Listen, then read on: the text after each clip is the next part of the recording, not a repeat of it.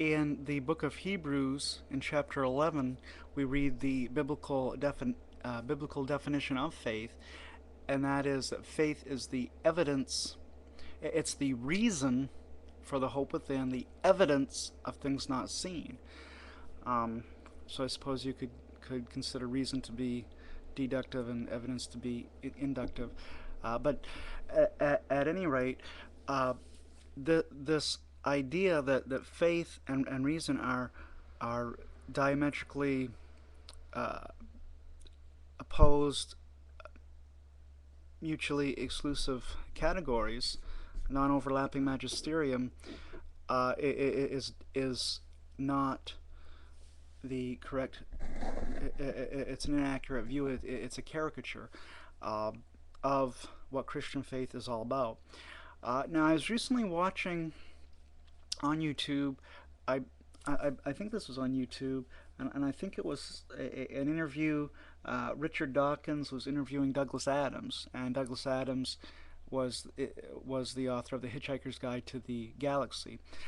And in this video, they're both kind of complaining. They're talking about this character that Douglas Adams had created called the electronic uh, monk who believes things for people, and they were just kind of talking about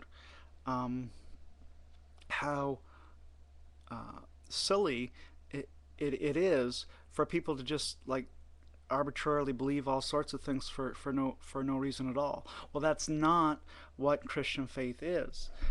Christian faith, as I've said, it's based on evidence and on reason. Now, if you've ever seen a religious tract put out by Campus Crusade for Christ called the Four Spiritual Laws, you've seen this diagram of a train, and this train has facts as the engine, feelings. The first car is after the engine is faith, and then the last car, which is just pulling along coal, is feelings. So um, the Mormons, the Church of Jesus Christ of Latter Day Saints, want to put feelings first and facts last. It seems to me, which is a mistake. The idea in this diagram is that we start with facts. What is factual? What is the truth? What is that which corresponds to reality? And we base our faith on the fact. Okay? And then as we exercise faith, we experience certain feelings. But the most foundational in this train diagram is fact.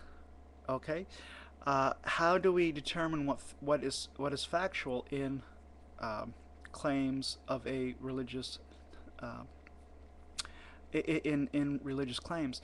We do it the same way we establish facts in any other area of life. We look, we feel, we experiment, we use reason, we use our minds, we use rationality. Um, so, uh, just because we're talking about a religious truth claim, it's really just like any other kind of truth claim. It's just people get kind of uh, seem to think that religion is vastly different from every other area of life for some odd reason or other. So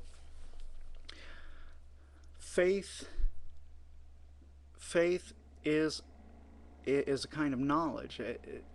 We come to know things by faith through reason, logic, evidence, science, um, and as I said, the two are not uh, radically divorced from one another. Um, So I think when somebody comes along and starts giving arguments for the existence of God, philosophical arguments or scientific arguments, um, that's not something that we should just reject out of hand. Uh, and the whole field of Christian apologetics or philosophical theology or natural theology or philosophy of religion is based on the fact that God has given us a mind and He wants us to use our minds. Um, so I, I just wanted to clarify that um, you can have various uh,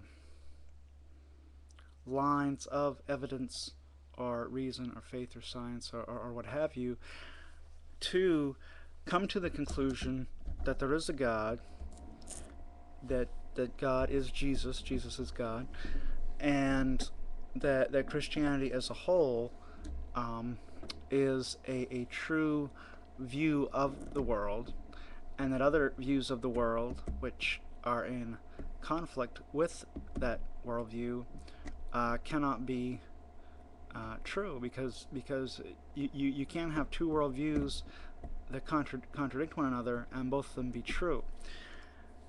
So there's also independent reasons for thinking that other views, for example, atheism or pantheism or what have you, are um, in and of themselves self inconsistent.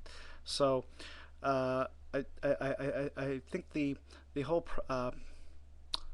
the whole program of Christian apologetics is a valid one. And again, to sum up, faith and reason are not at war with one another. Faith informs reason, and reason grounds faith. Um, so it's like a hand in glove uh, kind of relationship. Thank you. Shalom out.